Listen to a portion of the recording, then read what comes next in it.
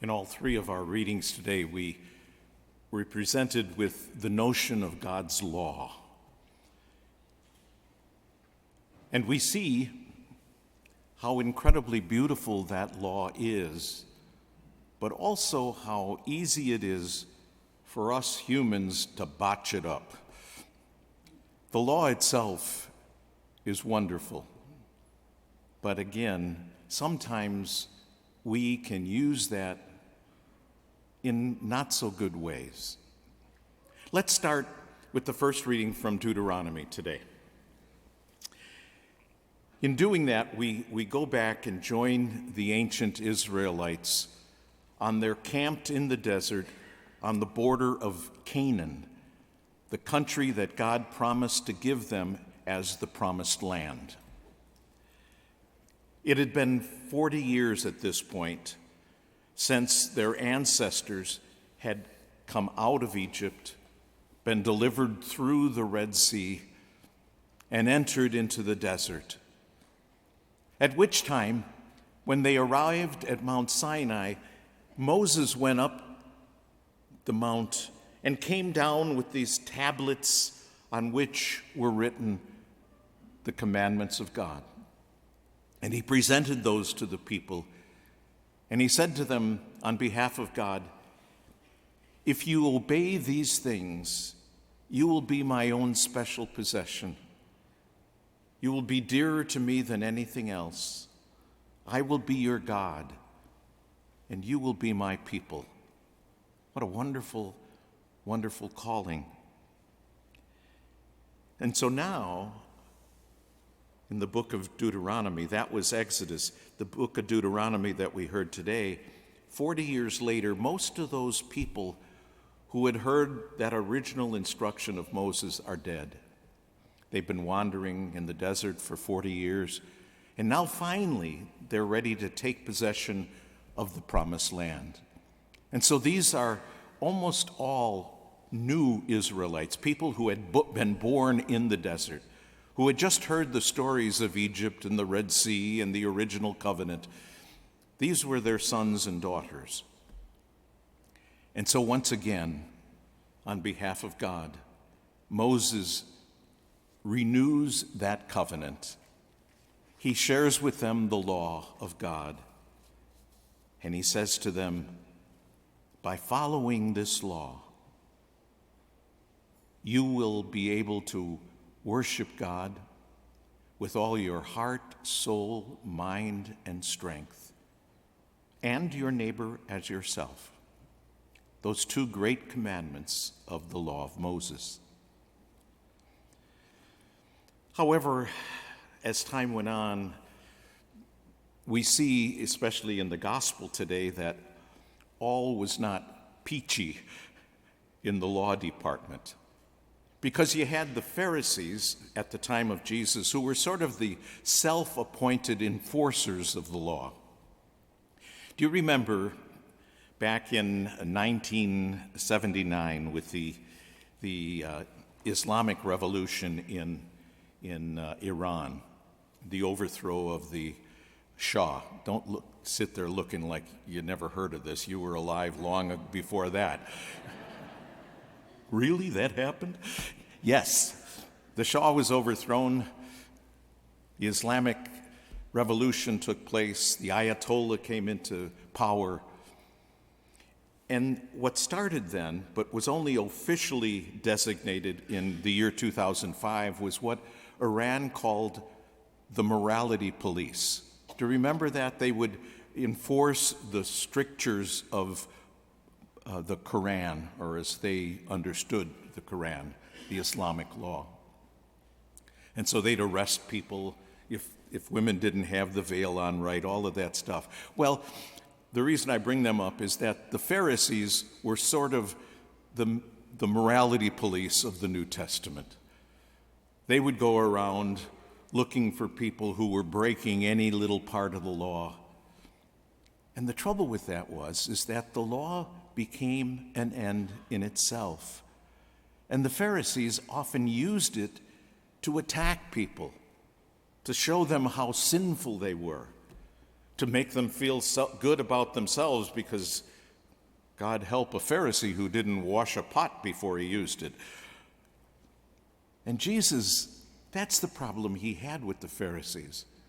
Not that they were observing the law, but first of all, that they used it as a hammer to hit other people over the head, and secondly, that they used it as an end in itself.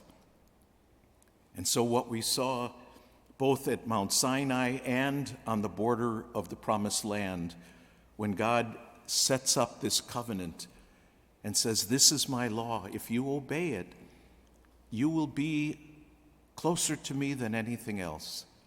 And I want you to worship me with your whole heart, soul, mind, strength, and neighbor as yourself. Well, you see, the purpose of the law was lost with the Pharisees. To them, it was just, you have to do this, this, this, and this. And Jesus had a fit with that, because the law of Moses was the Word of God, who was also Jesus. Jesus knew intimately the law, and he knew what the purpose of the law was, and it must have just driven him crazy to see these Pharisees abusing it and using it as a weapon rather than as a way to get close to God. Well, in our church today, as Catholics, for those of us who remember back in the day, there were many more laws than there are today for us as Catholics. I mean, obviously, we have the law of Christ, which is the law of morality of Jesus. That's placed within our hearts.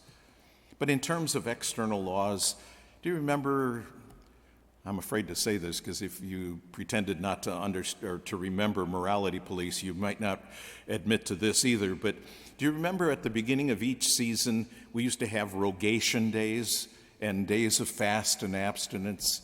I remember when I was a kid, on Saturday nights, my mother would hide the cup from the bathroom lest my brother or I get up during the night and get a drink of water and ruin our fast. We wouldn't be able to go to communion on Sunday morning.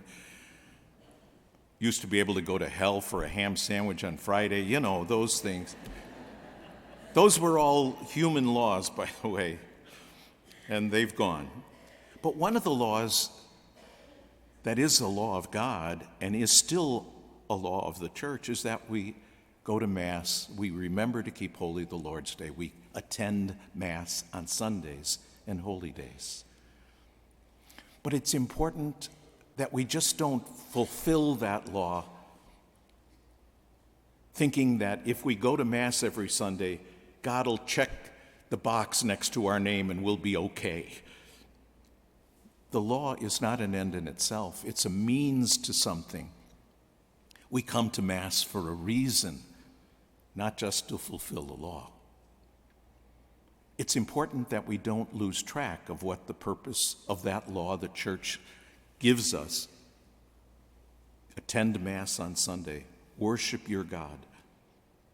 The reason he gives us that law is so that we can grow closer to the Lord. Perhaps I can give you an example. Years ago, when I was still a pastor,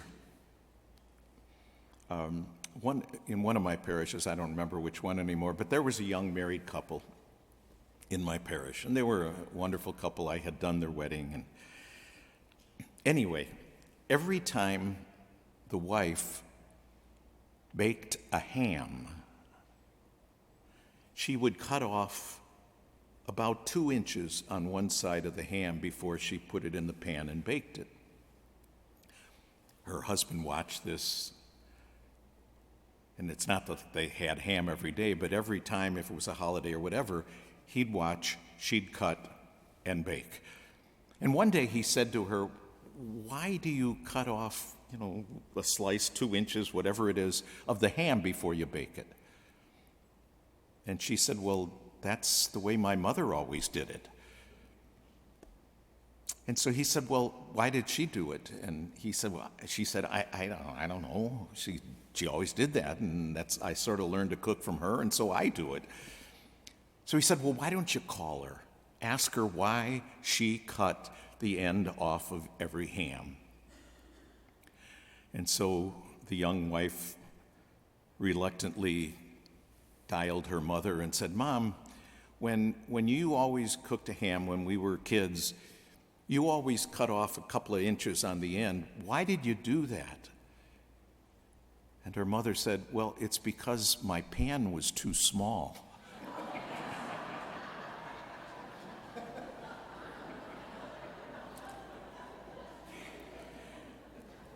It's important to know why we're doing what we're doing. We come to Mass not to fulfill an obligation. Oh, we do that, yeah. But we come to Mass in order to worship the God who's given us everything we are, created everything that is, gave us life, gave us faith, gave us everything. I hope that for each of us, that when Saturday night or Sunday rolls around, that you won't say, oh, God, we got to go.